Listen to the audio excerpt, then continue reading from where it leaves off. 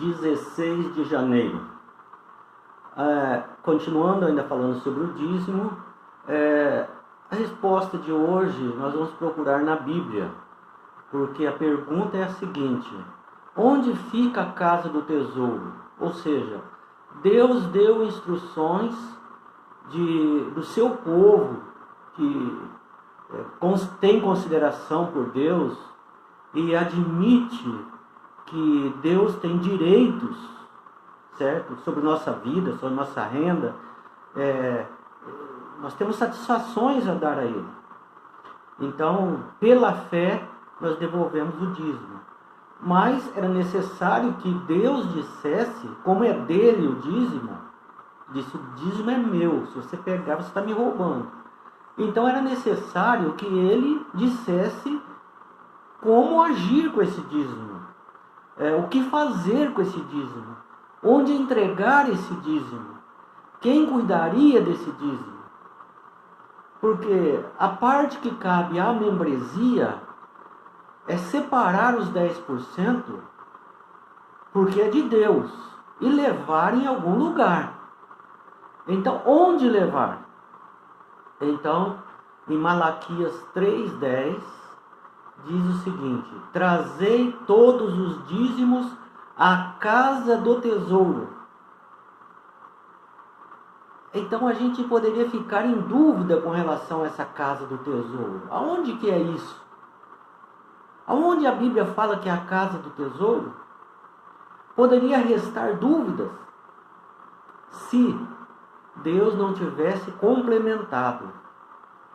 E o complemento foi o seguinte: para que haja mantimento na minha casa. Ou seja, Deus tem uma casa aqui na terra, onde Ele mora. O santuário de Deus naquela época, que foi dado modelo para Moisés construir o santuário. Existia 3 partes: o pátio, o lugar santo e o lugar santíssimo. No lugar santíssimo era dividido por cortinas, não é? No lugar santíssimo entrava o sumo sacerdote uma vez por ano, para o Yom Kippur, o dia do perdão. E ali, então, Deus se manifestava ali, em cima do propiciatório, que era uma caixa de madeira revestida de ouro. Aquela tampa que tampava aquela caixa, que também era de ouro, continha 2 anjos, um virado para o outro com as asas abertas. Cada anjo tinha 2 asas. E no meio dos anjos, em cima dessa tampa chamada propiciatório, Deus fazia a sua presença ali. O que acontecia? Deus se manifestava através de uma fumaça que ficava ali. E a fumaça surgia dali do propiciatório e envolvia todo o local. A fumaça ficava tão intensa que não dava nem para enxergar ali. Era a glória do Senhor. Então ali era a morada de Deus, era a casa de Deus, é a habitação de Deus. É para esse lugar, o santuário, que deveria o povo levar o seu dízimo, a sua oferta, o seu holocausto de sacrifício. Então, Deus tirou essa dúvida para saber onde que é, na casa do tesouro, onde que é isso? Então, todo o povo sabia que a casa do Senhor era o santuário. Só que hoje não tem mais santuário.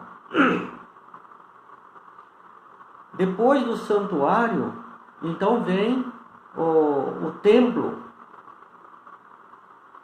O templo substituiu o santuário e passou a ser considerada como a casa de Deus. Então aquele templo é para onde deveriam ser levados os dízimos, as ofertas e os holocaustos. E depois da destruição do templo, então surgiram, junto com os templos existiam os tabernáculos, mas era no templo que deveria ser levado. Aí surgiram as igrejas que hoje nós vemos. E é nessas igrejas que devem ser levados os dízimos, as ofertas de sacrifício. Em Deuteronômio 12, de 5 até 14, diz assim: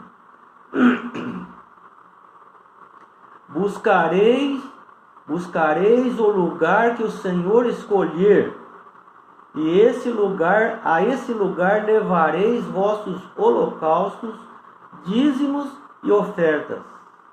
Não ofereça seus holocaustos em qualquer lugar, mas no lugar que o Senhor escolher. E Deus escolheu. Ali em Malaquias 3,10 ele deixa claro que o dízimo e ofertas devem ser levados à casa de Deus. A casa de Deus. E 3 vezes ao ano, na Páscoa, no Pentecostes e na festa dos tabernáculos, Êxodo 23, 14 e 17, o povo de Deus devia viajar a Jerusalém para levar os dízimos e as ofertas para louvar e adorar e se alegrar na casa de Deus. Então os levitas recebiam aquele dízimo e distribuíam entre todos os irmãos seus dízimos, distribuíam o dízimo a seus irmãos por toda a terra de Israel, segundo Crônicas 31, 11 e 21. Em harmonia com esse princípio da casa do tesouro, a igreja adventista também faz a mesma coisa.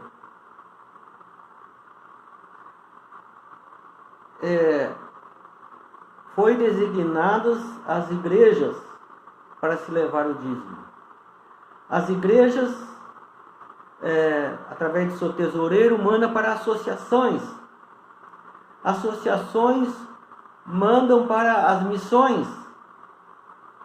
As missões mandam para uniões. E as uniões, então, está ligado às divisões, que é a associação geral. Então, todos ficam com uma parcela desse dízimo. A associação fica com 10%. A missão fica com 10%. Uniões fica com 10%. E a divisão também fica com 10%.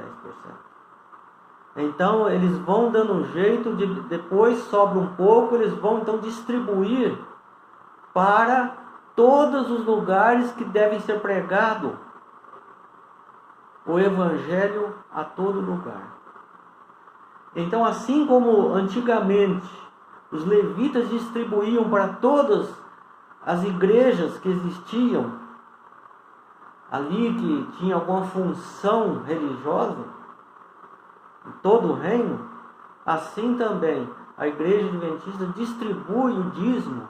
Se for o dízimo de R$1 ou R$1 milhão, ele é distribuído da mesma forma. O percentual fica na associação, depois vai para a missão, quando é missão, depois união, divisão e assim por diante.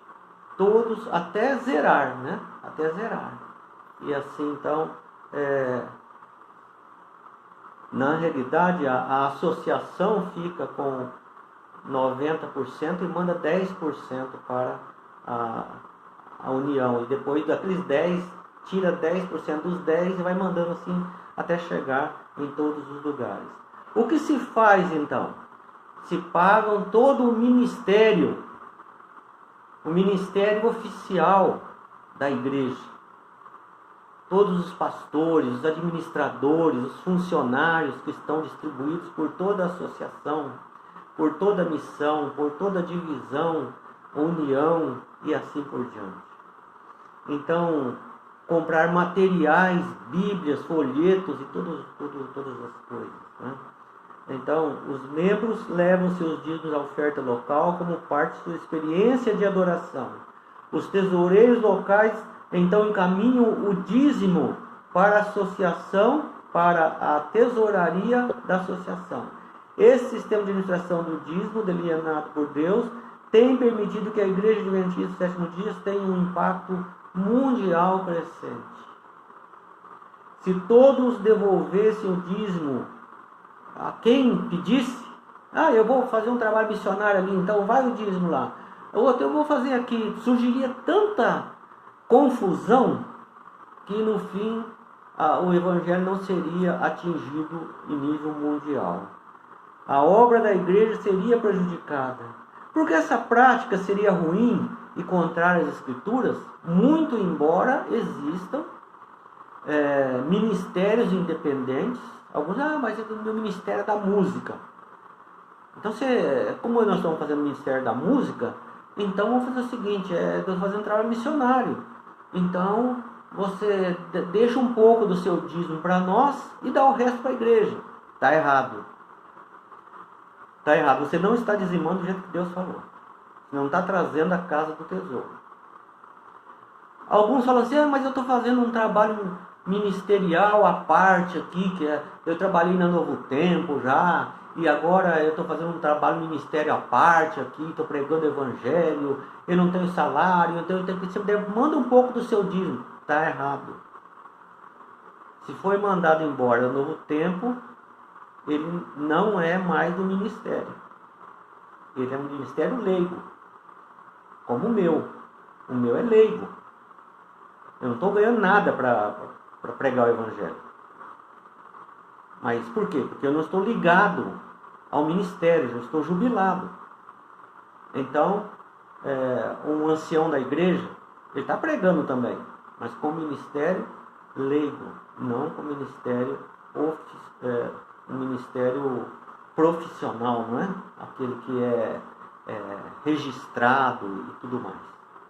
Então, que Deus nos abençoe para sermos honestos com Deus e não ficar preocupado tanto que aonde vai o dízimo, se é pouco, se é muito. Fica tranquilo. Eu trabalhei 20 anos na associação da Associação Paulista Oeste, pelo menos, e tive contato com a União, com outros lugares, e sempre sou testemunha de que eles levam muito a sério essa parte. Não há nenhuma hipótese, nunca vi nada que venha desabonar a administração dos dízimos. Mas mesmo assim, o meu testemunho seria vago, porque quem realmente administra e vê e julga é Deus. Mas podemos ficar tranquilos. Vamos fazer a nossa parte. Não vamos ser pegos como ladrões que não está fazendo a vontade de Deus. Ele escolheu quanto escolheu o lugar que e que fazer o que com o dízimo. Os seus 10% você administra, os seus 90% administra bem. Os 10% Deus vai estar cuidando dele.